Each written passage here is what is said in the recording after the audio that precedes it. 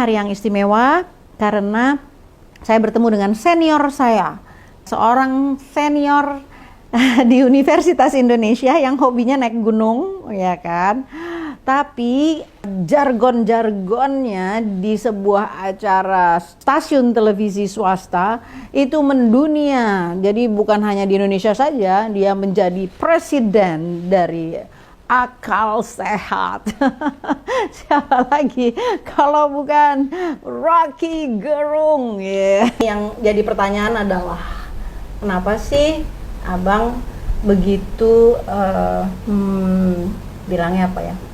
Begitu perhatian, juga berpihak, kelihatan gitu sama umat Islam, sampai keliling-keliling ke berapa universitas Muhammadiyah. Itu buat aku itu sesuatu yang luar biasa gitu. Aku pengen tahu kenapa. Iya, saya bukan sekedar melihat, merasakan ketidakadilan dari kekuasaan terhadap umat Islam. Karena seolah-olah ada kontras antara Pancasila dan Islam itu.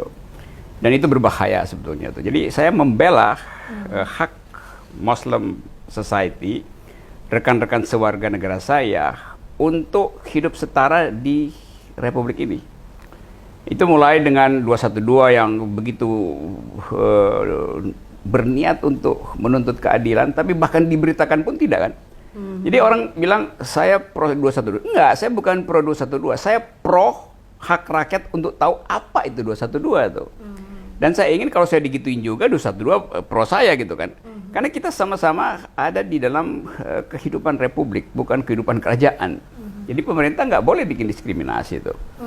Nah, ada banyak jalan menuju keadilan, menuju keadilan dunia atau keadilan langit bahkan itu. Nah, saya hanya ingin mengingatkan bahwa semua jalan itu adalah jalan warga negara. Memulai politik identitas Muslim, politik Pancasila, politik liberal, segala macam. Yang penting jangan pemerintah lakukan diskriminasi. Jadi orang bisa memilih jalannya sendiri kan, jalan hidupnya sendiri, jalan politiknya sendiri. Sama seperti ada puisi di bukunya Nisa Renggani, ini teman saya. Bunyinya begini: beri aku satu pintu dari banyak jalan menujumu. Mu itu huruf besar itu. Jadi warga negara juga begitu tuh, menuntut agar supaya semua pintu boleh dipakai. Saya hanya minta satu pintu, bahkan ditutup kan nggak boleh kan? Itu kira-kira tuh. Ya. Neno. Banyak, tapi persoalannya gini, banyak orang yang sebenarnya diam-diam dia berpihak sebetulnya, tapi dia nggak mau menampakkan dirinya itu, sehingga dia terwarna bahkan dari dalam sendiri, internal. Ini kan sebuah otokritik yang harusnya bisa kita bangun. Sedangkan kalau misalnya aku bilang seorang Rocky Gerung aja mau secara eksplisit menyatakan ini loh haknya orang beragama, berumat, kok nggak boleh gitu. Ya, itu juga saya mau ingatkan bahwa sejarah Republik ini berbasis pada Muslim politics. Kan Pancasila itu 22 Juni ada Piagam Jakarta tuh. Yang bunyi sila pertamanya, ketuhanan yang Maha Esa dengan kewajiban menjalankan syariat Islam bagi pemeluk-pemeluknya. Lalu karena kelegaan hati Muslim Society yang mayoritas, mereka bersedia untuk menunda atau bahkan menghapus 7 kalimat di belakangnya tuh, sehingga tinggal kalimat ketuhanan yang Maha Esa itu. Tetapi dia tidak dihapus dari memori kolektif bangsa, dia dihapus dari teks Pancasila itu.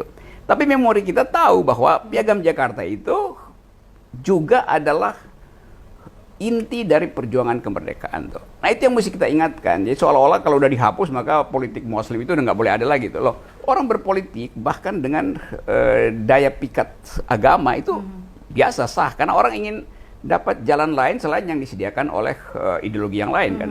Jadi status itu yang ingin saya bela sebetulnya tuh. Nah, saya udah saya beri banyak kuliah di universitas, termasuk universitas Islam banyak juga. Saya masuk beberapa pesantren untuk bicara soal ini.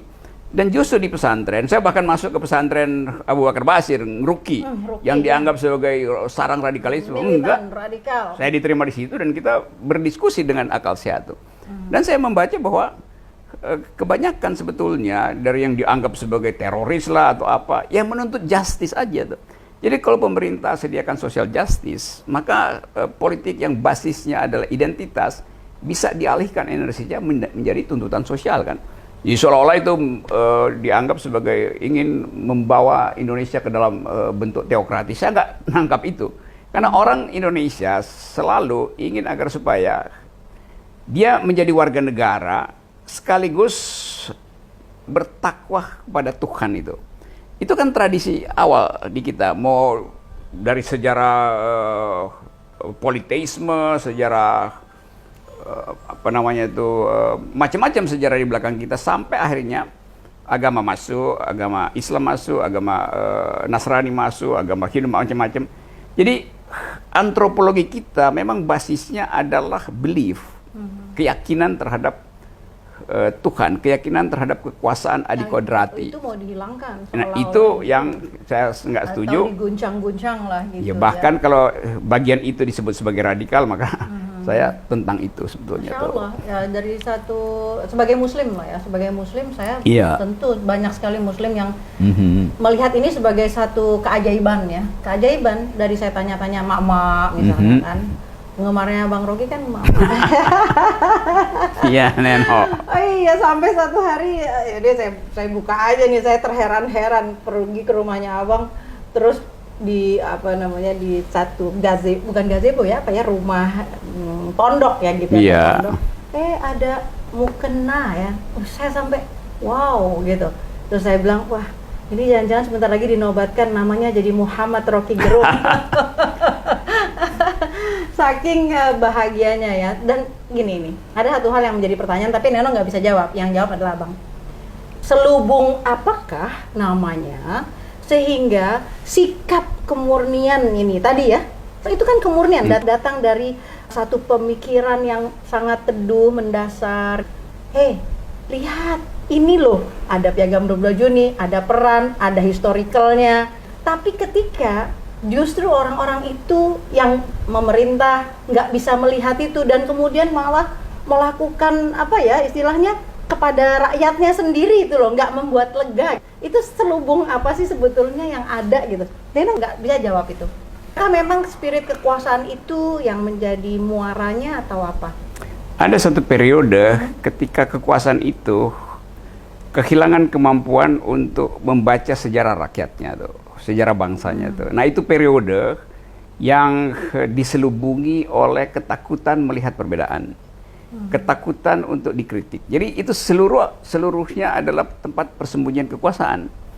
Nah, efeknya adalah menuduh orang lain sebagai berbahaya. Itu yang nggak terjadi itu.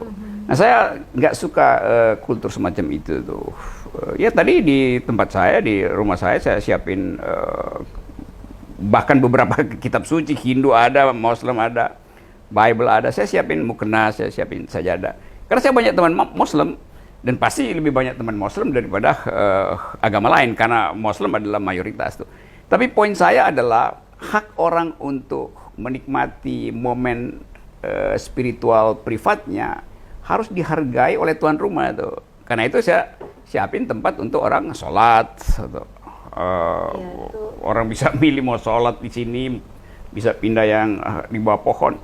Jadi sekali lagi itu hanya sekedar mengagumi teman warga negara atau sahabat yang punya kemampuan untuk mendalami batinnya itu dengan mengikuti ritual yang dia kenal sebagai. Kelihatannya sederhana, tapi sebetulnya itu sangat subtil. Sederhana, kelihatan, tapi nggak semua kita mampu untuk mengakomodir itu dan menjiwainya gitu. Neno tertarik, Neno nggak mau bicara yang lebih panjang ke sana, tapi Neno di sini di Neno Channel ini sebenarnya pengen tahu jejak rekam sejarah. Kalau tadi kan bangsa punya rekam sejarahnya, tapi sebagai pribadi pengen tahu jejak rekam sejarah keluarga Abang itu dulunya diapain itu sama mamah, papa? Diapain? Dikasih makan apa? Dididik kayak gimana gitu sehingga terus bisa menelurkan ini kan sejarah pikiran akal sehat, pokoknya istilah-istilah yang semuanya populer tapi juga bukan itu sebetulnya itu bisa aja, tapi sikap untuk bisa memeluk semuanya itu berasal dari mana? Dari perjalanan di kuliah atau di kegiatan perjalanan atau di gunung di gunung. Ya, kadang-kala orang ingin tahu origins dari hidup seseorang. Ya tentu saja ada soal genealogi keluarga. Keluarga saya keluarga bisa nerima semuanya. Bisa keluarga egaliter. Okay. Di keluarga saya ada Muslim, cukup banyak itu. Jadi saya terbiasa soal-soal begituan itu. Jadi keadaan itu kemudian membawa kita pada kemampuan untuk bukan sekedar apresiasi, tapi masuk di dalam sistem orang lain itu kan. Nggak gini loh, masalahnya banyak orang yang dia manusia, tapi saya nggak melihat dia manusia. Kemanusiaan itu tetap bisa terpelihara pada diri. Contoh ya, saya buka ya, ada seorang asisten doang nih, seseorang sakit dia, tapi Rocky Gerung tuh sampai mengunjungi orang tersebut yang sakit. Padahal itu kan Rocky Gerung namanya tenar hebat gitu, tapi mau ngunjungin orang yang bukan siapa-siapa gitu loh. Nah itu kan manusia gitu. Itu yang justru kamera publik itu selalu mengglorifikasi orang tuh. Dan saya sebetulnya dari dulu saya nggak suka ada kamera publik tuh, TV talk show. Hanya terseret aja di dalam kehidupan politik, lalu tiba-tiba semua kamera mencari wajah saya kan. Padahal bukan itu yang saya ingin ucapkan itu. Saya bertahun-tahun hanya ngajar itu. Ada aktivitas politik tapi sangat tertutup itu. Tapi karena problem bangsa ini saya anggap perlu perlu ada public outcry, maka saya menyodorkan diri untuk mengucapkan itu sebetulnya tuh, sekedar mengingatkan bahwa pemerintah tidak bisa memonopoli bahasa, memonopoli gestur orang, apalagi memonopoli pikiran orang tuh. Jadi itu saya ucapkan terus. Hal yang mungkin terlambat diucapkan orang lain, kan hanya itu soalnya kan. Jadi sama seperti yang Nenok lakukan. Nenok dulu dikenal sebagai tokoh sastra, bicara lantang melalui kritik sastra, lalu seniman yang otentik karena bisa menghayati satu peran dan diekspresikan secara maksimal. Itu kita tahu latar itu tuh.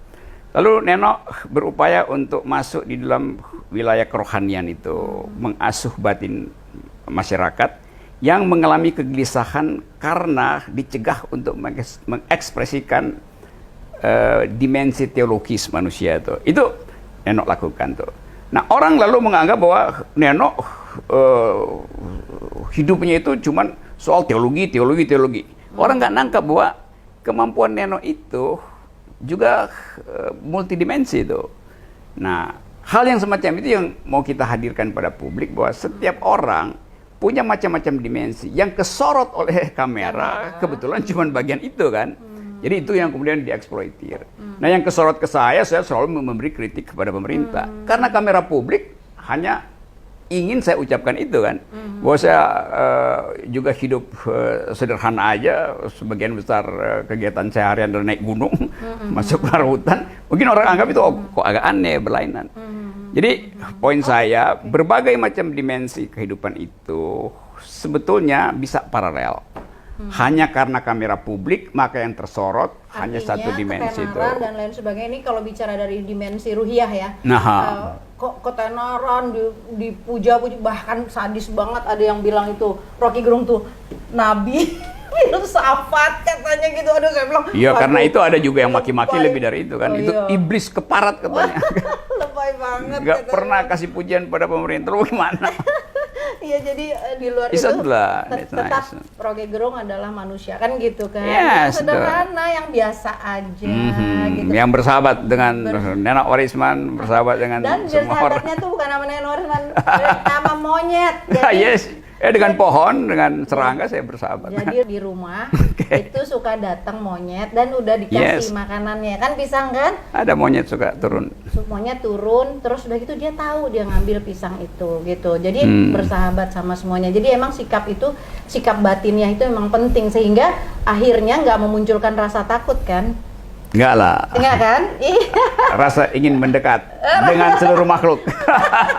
Jadi ini bagian manusiawi yang paling kita dambakan adalah seseorang ketika dia menjadi siapapun apapun, ya dia tetap aja biasa aja. Kebanyakan orang kan kalau udah jadi menteri, udah jadi apa gitu, dan kita bisa mengharap suatu hari setelah iklim berganti, yang namanya Menteri Rocky Gerung atau Presiden Rocky Gerung akan biasa aja, naik gunung juga, nongkrong juga, betul nggak? Betul, saya mau jadi presiden di hutan aja. Oke, singkat tapi sangat menyenangkan. Pertanyaan yang terakhir. Masih ada satu pertanyaan lagi. Ini kan semua wanita kan adore you, gitu kan? Iya dong, mau nggak mau nih, semua banyak banget orang melihat chance gitu. Chance-nya apa? Waduh, ini Pak Rocky Gerung atau Bang Rocky atau Prof Rocky ini kenapa ini kok belum menentukan pilihan juga nih, menikah, memilih seseorang. Emang patah hati atau takut punya anak, tanggung jawab karena lebih senang ke hutan, atau apa, ada yang lebih ideologis nggak jawabannya itu, atau emang belum ketemu? Kalau belum ketemu kita cariin. Ini pertanyaan paling berbahaya yang selalu saya ingin jawab, dan jawaban saya akan ada di episode kedua. Tunggu. Oke deh. Terima kasih, alhamdulillah kita sudah ngobrol dengan abang saya yang dari UI juga nih. Dulu sih nggak kenal, tapi ya alhamdulillah, mudah-mudahan ya tetaplah jadi manusia. Jangan jadi hewan, jangan jadi apa-apa, tapi pokoknya jadi manusia. Ini kita belajar. Thank you, Neno. Terima kasih. Thank you. Ya, assalamualaikum warahmatullahi wabarakatuh.